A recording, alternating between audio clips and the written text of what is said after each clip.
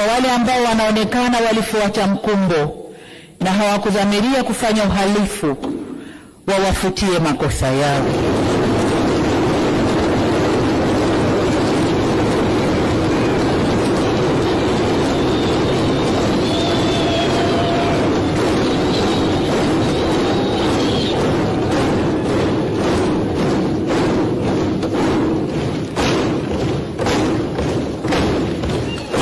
Asante waheshimiwa wabunge, nashukuru.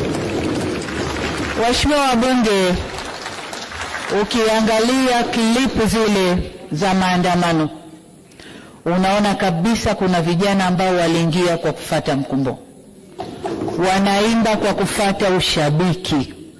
Hawakuwa wanajua wanalolifanya.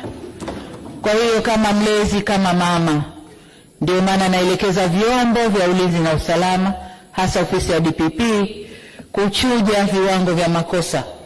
Na kwa wale waliofuata mkumbo, basi waseme nao kisha wawaachie waende kwa wazazi wao.